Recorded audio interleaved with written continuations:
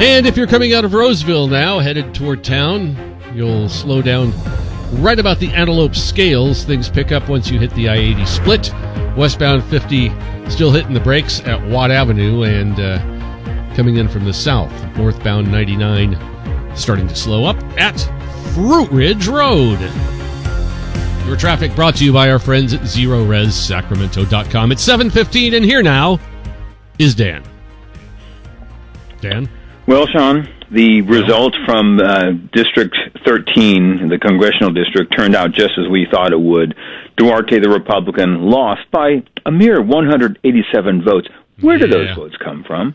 Yeah. And where was the Republican Party monitoring this whole thing? You know, the frustrating thing I've had, among other things, with the Republicans is you ask them what their mission statement is, and they will respond to get Republicans elected. Well, you had Duarte out there who was leading and most likely would have won. We all know this how this all worked out. They cheated their way in. It's been a month since that seat. Yeah, it's been a month since the election. Well, according to California law, the state has till today, this December 5th, to finalize a vote. And that needs to be challenged. I don't think it ever has been by Republicans. But again, if that's your mission statement for Republicans should have went there in force and demanded some action to find out what was going on here. But now it's too late. And now you're not going to hear anything from the California Republican Party. You've never heard anything from the California Republican Party regarding cheating, regarding fraud, nothing, not a word. And again, it's a complete disgrace. If a Republican asks you for money, punch that person in the face. If anybody asks me for money. Yes, absolutely. It's a complete joke. It's a complete joke that they are asking for funds and support. Yeah. What could be done, Dan? The elections in this state are a joke. And I've said that there is something to do. You need to, instead of tackling Democrats, you need to tackle the Republican Party first. You need to clean house.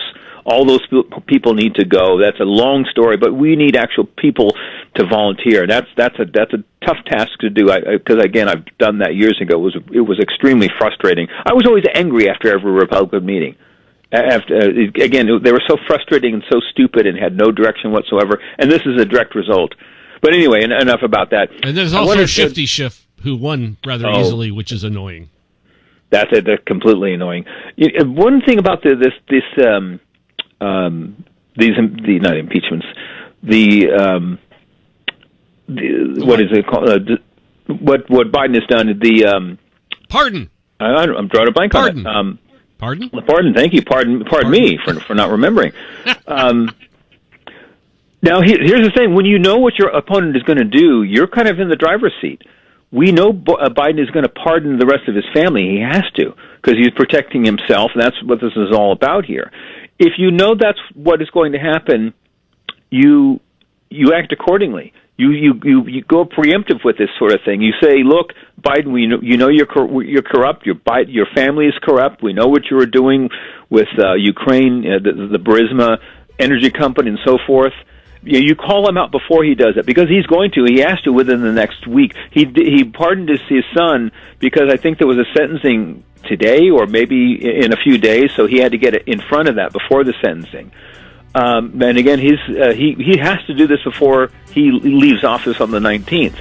Now, you can't, as I said yesterday, you can't let this go in the media. The media is already trying to ignore the story. They've dropped it across the board. ABC, CBS, NBC, they're not talking about the pardons. They'll have to again when he does it. But Republicans need to get out in front of this. Are they going to do it? Not Mike Johnson. He's too much of a milquetoast. Maybe other Republicans will, but not him. Dan, that is well said, and you are a fine American, and I've got to go. I'll talk to you tomorrow. Thanks, bud. Take care, sir. 19 after 7.